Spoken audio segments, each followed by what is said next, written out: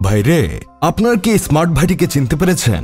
উনি হচ্ছেন টুইটারের মালিক ইলন মাস্কের ছোট ভাই বেলুন মাস্ক। তার বড় ভাই যেমন রকেট উৎক্ষেপণ কেন্দ্র স্পেস এক্স স্টারবেস তৈরি করে পৃথিবী জুড়ে সাড়া ফেলে দিয়েছিল, তেমন ইলন মাস্কের ছোট ভাই বেলুন মাস্ক একটা সেলুন দিয়ে পুরো পৃথিবী থেকে শুরু করে শুক্র, শনি ও মঙ্গল গ্রহ পর্যন্ত সাড়া ফেলে দিয়েছে। আসলে তো ভাই এমনটাই হওয়া উচিত। বড় ভাই যেমন, ছোট ভাইও তেমন সারা জাগানো কাজ করবে, এটাই তো স্বাভাবিক, তাই না? তবে তাদের মায়ের ইচ্ছা ছিল বড় ভাই ইঞ্জিনিয়ার হবে আর ছোট ভাই মিলিয়নিয়ার হবে। ঠিক তেমনটাই হয়েছে। বড় ভাই ইলন মাস্ক তো ইঞ্জিনিয়ার হয়ে অনেক কিছু আবিষ্কার করে ফেলছে, এখন তো আস্তে আস্তে রাজনীতিতে ঢুকে পড়ছে। আমরা আপনাদের একটা গোপন তথ্য শেয়ার করি, যেই তথ্য এখন পর্যন্ত কোনো দেশি ও বিদেশি মিডিয়া শেয়ার করতে পারে নাই। একদিন ইলন মাস্ক তার ছোট ভাই বেলুন মাস্ককে ডেকে নিয়ে বলছিল, তুই কি কিছু করবি নাকি বসে বসে আমার কামাই খাবি? কিছু একটা কর, আর না হয় তুই টুইটারে দায়িত্ব সামলে নে। ইলন মাস্কের এই কথায় ছোট ভাই বেলুন মাস্ক অনেক কষ্ট পায়। তারপর সে ইলন মাস্ককে বলে, আমি কেন তোমার টুইটার দেখতে যাব? আমি নিজেই কোনো ব্যবসা দাঁড় করাবো।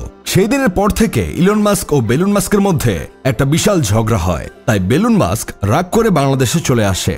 বাংলাদেশে আসার পর তার পথ চলা এতটা সহজ ছিল না, কারণ আপনারা ভালো করে জানেন Bangladesh is not for beginners. সে বাংলাদেশে প্রথম আসার পর সর্বপ্রথম রূপনগরের রাজকন্যা দেখে একটা বিয়ে করে বাংলাদেশের নাগরিকত্ব নিয়ে নেয়। তারপর সে এই দেশের মার্কেট বুঝতে থাকে।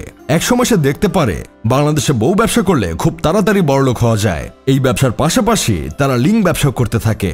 এইভাবেই চলতে চলতে একসময় তারা একটা সেলুন দিয়ে ফেলে। যেই সেলুন দেওয়ার একদিন পরেই তারা মিলিয়নিয়ার হয়ে যায়। তার একটা ভিডিওতে দেখা যায় সে 10-15টা বডিগার্ড নিয়ে স্যুট কোট পরে হেঁটে যাচ্ছে।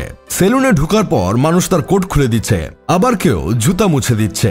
সেলুন দিয়ে যে এমন মিলিয়নিয়ার হওয়া যায় সেটা আবারও প্রমাণ করলো আমাদের দেশের বেলুন মাস্ক। তবে তাকে দেখলাম সে সেলুনে এসে একটা ক্যালকুলেটরে হিসাব নিকাশ করছে। এই বিষয়টা ঠিক জমলো না। যদি একটা ল্যাপটপ নিয়ে হিসাব নিকাশ করত তাহলে বিষয়টা জমে যেত। তবে আমাদের এই বেলুন মাস্কের আইডলকে জানেন? তার আইডল হচ্ছে আমাদের দেশের বিল গেটস, যেই লোক সায়েন্স নিয়ে অনার্স করেছেন। সেই সর্বপ্রথম সেলুন দিয়ে নিজেকে জব ক্রিয়েটর বলে এভাবে 10-12 জন বডিগার্ড নিয়ে ভিডিও মেক করছিল। তার কাছে শিক্ষা নিয়ে এখন বেলুন মাস্ক ভাই সেলুন দিয়ে মিলিয়নিয়ার হয়ে গেছে। তাদের দেখা যায় অনেক চ্যানেলে গিয়ে ইন্টারভিউ দেয়, কিন্তু তারা একটা ইন্টারভিউ দিতে কত টাকা নেয় আপনারা জানেন? তারা একটা ইন্টারভিউ দেওয়ার জন্য $1 লক্ষ চার্জ করে থাকে। তাহলে তারা মিলিয়নিয়ার হবে না তো কি আপনি হবেন? আমার বন্ধু কেরামত তো তাদের দেখে দেখে সেলুন ব্যবসা করার জন্য পাগলামি করা শুরু করে দিয়েছে। সেও একজন মাইয়া খুঁজতেছে বিয়ে করার জন্য।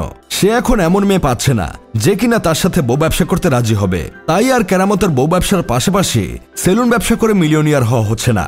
যাই হোক, শেষমেশ আমি গোলাম হোসেন একটা কাজের কথা কই। ইলন মাস্ক হয়তো আমেরিকায় বসে বসে তার ছোট ভাই বেলুন মাস্কের সেলুন ব্যবসার সফলতা দেখে অনেক বেশি আফসোস করছে। তিনি যদি সেদিন খারাপ ব্যবহার না করতেন তাহলে আজকে এই সেলুনের ভাগ তিনিও পেতেন।